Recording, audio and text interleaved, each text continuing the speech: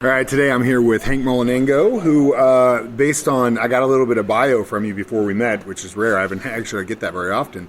You were in the JAG, is that right? That's right, 28 years. I've done this for 7 or 8, and you're the first guy from the JAG that I've had. Cool, Navy JAG, absolutely. So, obviously, that's, for people that don't know, kind of the law side of the military. Exactly. And obviously, it has, and if you don't know, the military in all branches has its own essentially governing body.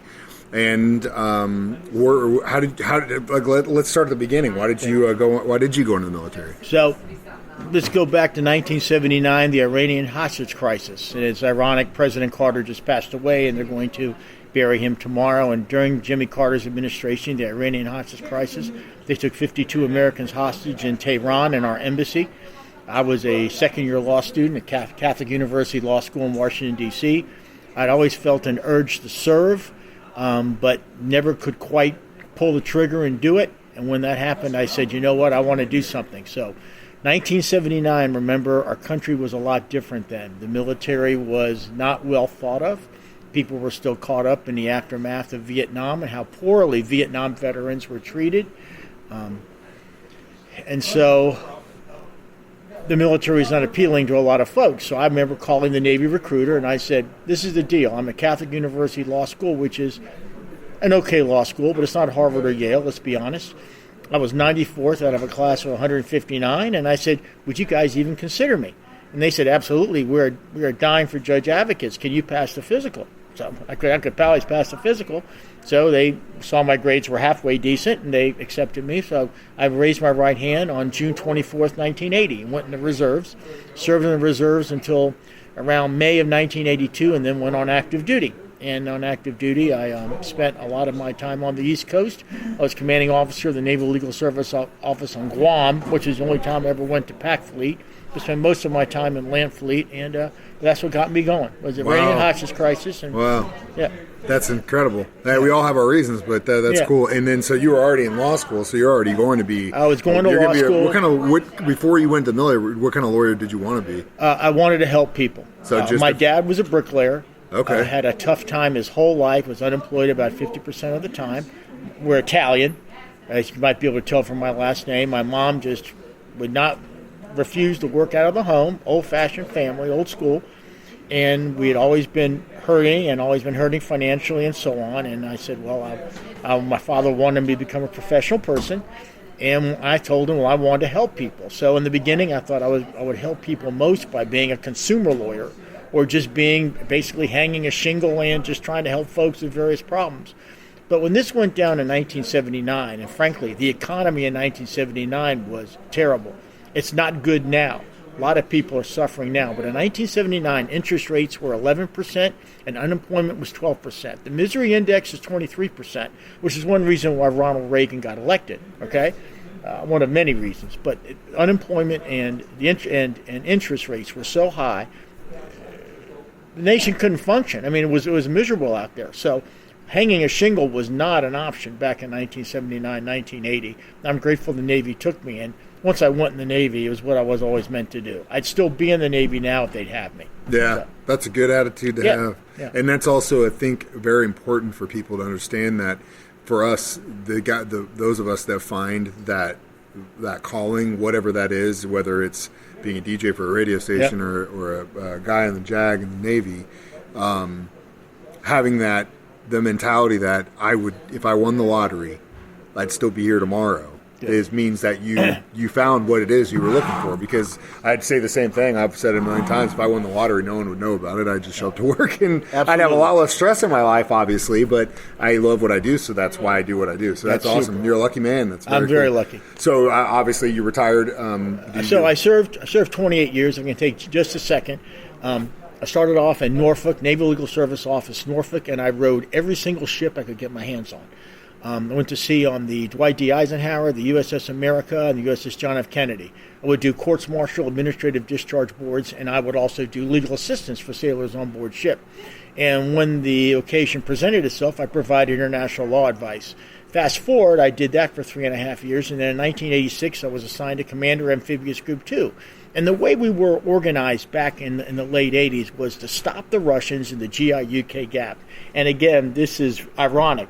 President Trump is talking about perhaps buying Greenland, having us take control of Greenland, or, in my opinion, it'd be great to have bases in Greenland, because we need to have something up there to stop the Russians in the GI-UK gap. We're talking the North Atlantic here. The Arctic. And the Arctic. And the Second Fleet, which is what I was a part of with Amphibious Group TWO, our flagship was the USS Mount Whitney, known as the USS Mount Wonderful back in the day. Our job was to bottle those guys up in the GI-UK gap, coming down from the north, to bottle up the submarines, bottle up their carriers, bottle up their surface ships. So we would do many exercises up there. So we did that from 86 to 88.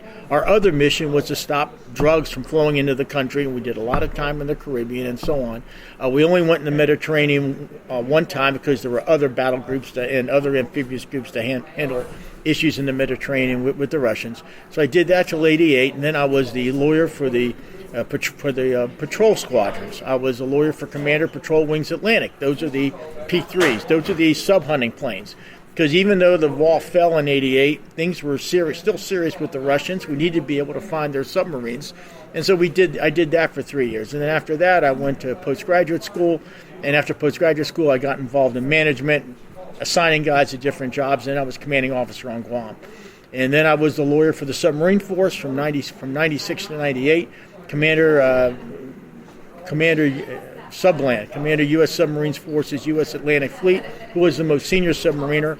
In that job, I did a lot of international law, a lot of environmental law, because the Clinton administration didn't want us to practice shooting torpedoes. Well, how in the heck is a submarine going to be proficient at launching tomahawk if you can't do it? If you can't, you got to practice. Okay, or we at know least that. Simulation. And we know that from sports, from the Chiefs, from watching the Chiefs and listening to the Chiefs on 104.7. I mean, Kelsey and Mahomes have got to get out there some and practice, or it's not going to work. And long story short, I did a lot of environmental law work, so we would get the opportunity to practice shooting torpedoes and pickling our tomahawks once in a while, practice simulations and so on. They were worried about the impact on marine life. Even our submarines transiting. I remember I went through one investigation. They accused our submarines of running over a bunch of whales. And, the investigation showed we weren't running over whales, and these whales were beached on the shore with no signs of any sort of an impact. They were beached on the shore. There was something that was going on, something they were eating or they were intaking that was killing them. In any event, so I did that. So that's basically what your job was. Anything that happened with those guys, anything that went down. Then someone complained. In Amsterdam, I went in and gave a bar owner, money, because the Marines busted up a bar, and you pay the guy money, and you make it right, and you get back on board the ship and go back to work. I did international law when I was deployed as Commander Amphibious Group TWO. We were in the North Atlantic, and the Navy transited back then. We were transit what's called an inverse arrowhead. Just think of an arrowhead, but inverse, 4, 3, 2, 1, or a set of bowling pins. That's how we would transit, keep all our ships safe. And the Russians decided they were going to send one of their AGIs, one of their intelligence gathering vessels, that would go in and out of our formation. I mean, each ship would keep, maybe 1,000 yards or 750 yards or maybe a little more distance in between each other so we could navigate safely, travel safely. And the Russians would try to go in and out of our formations. And I remember the Chief of Staff of Second Fleet calling me up to his stateroom. I was lieutenant. He said, I want to shoot this guy. I said, man, we don't want to start World War III. I said, what we want to do is we need to go to Sinclair Fleet at the time. And Second Fleet needs to go to Sinclair Fleet, say what's going on. And back then we had a treaty with the Russians called INCSEA, Incidents at Sea. So we would take video, which was not easy back then. iPhones weren't around. I mean, you had an old video camera. Late 80s, early 90s, a seaman would be up there on the bridge with a big old video camera taking pictures of the Russian ship going in and out. And finally, we were able to communicate with the Russians, and they quit doing this stuff on this cruise. But I mean, I was asked, "Can we shoot? Can we shoot?" And the rules of engagement back then was, if you were under the Reagan administration, if you were at risk, you're darn right you could shoot, but you better be right. Yeah. Because you don't want to embarrass the boss. Yeah. So you had to be right. So no, the Russians pulled back. Everything went fine, but that's why I loved it so much. It was something different every day.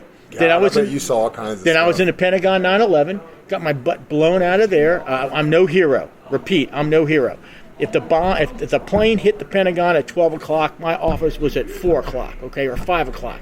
All right, I had a distance. You felt the concussion, rocked me out of my chair. You smelled the burning building. You heard people screaming. Believe it or not, on September 11, 2001, the Pentagon did not have a central communication system. There wasn't a loudspeaker that came up and said, evacuate, evacuate. People were running through the halls, yelling, get out, get out. You could smell the burning building, and as I left, so help me, as I left, Rumsfeld, and the only guy in the whole Pentagon who had a weapon, his aide, walked past in front of me. Secretary Rumsfeld was going to the sound of the guns. The rest of us were getting out. And when we left, as we evacuated the Pentagon, I was a Navy captain at 06 at the time. I was the executive assistant to the Judge Advocate General. As we left, I was leaving with the Marine General and a couple other Navy captains. We all looked at each other and said, if bad guys are out there with weapons, we're screwed. We're screwed because none of us have a weapon. Yeah, there was no armory in the Pentagon. Yeah. And when we went out, let me tell you what we saw. SWAT teams and cops from Fairfax County and Arlington County, which, if the Pentagon's located in Springfield, think Greene and Christian County, the local counties. SWAT teams and cops were coming over with weapons to protect us. You know who was treating our wounded? It was the EMTs. It was the emergency personnel from Fairfax and Arlington County came to treat our wounded. And the firefighters from those counties were the ones who were fighting our fire, because we just had a very small support staff there at the Pentagon, relatively speaking. It's not that way anymore. Long story short, I told myself someday I was going to pay it forward. And that's why after I finished my career, I was not selected for my second star as an admiral. We had a gentleman's agreement. If you don't move up, you move out. You make room for somebody else. I wasn't selected for second star. I went home.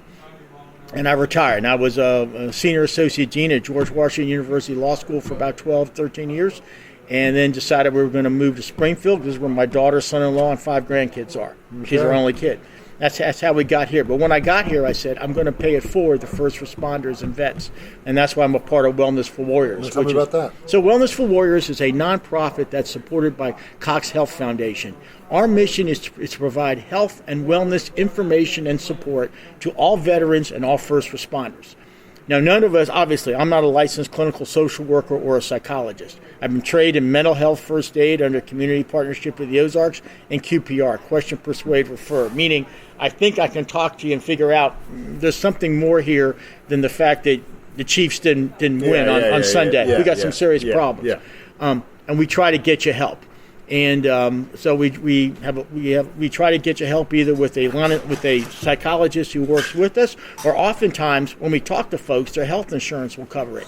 And sometimes folks just need to talk. They just need to talk and get with the problems that are off their chest. We work closely with the VA. We do a lot with Joanne Morrison and others at the Veterans Administration.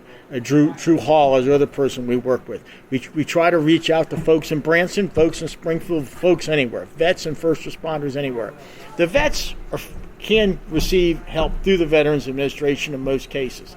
The first responders were the guys who really slipped through the cracks, and so we spend an equal amount of time with the first responders, vets and first responders. And frankly, in this day and age of terrorism, we're all vets and first responders are on the front line, so it works well. Yeah, and again, your thought process as far as helping first responders is a big thing, because obviously there's a lot of great organizations and stuff that we do help veterans with, but a lot of time you don't think about that EMT that's had to deal with 30 or 50 codes in the last 6 months, or a firefighter or whatever.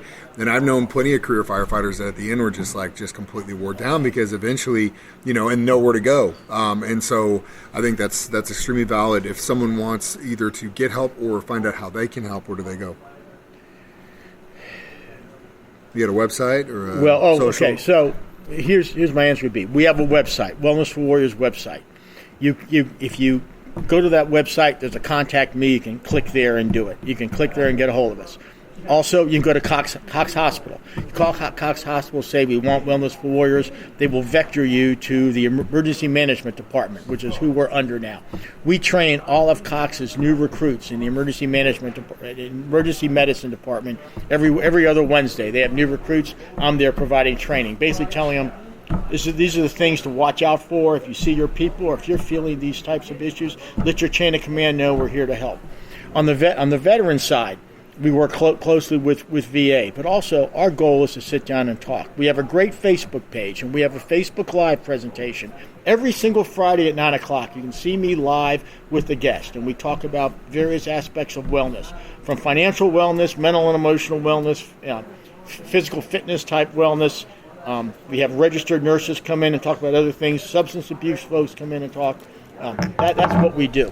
Well, thank you, Hank, so much for your service in and out of the military, and I appreciate you so much for coming to lunch with me. Mike, this has been an honor, and again, if you go to Google, just type in Wellness for Warriors, our site will come up. Feel free to contact us. We will do all we can to help you. And it's an honor to be here today. Thanks for all you do, Mike. Thanks to 104.7, what you do for vets. I listen to your show all the time. Appreciate that. Thanks for having the Chiefs on, so we can hear the Chiefs when we're on the road. We can't watch it on TV. And I'll leave it there. Thank you. Thank you. Okay.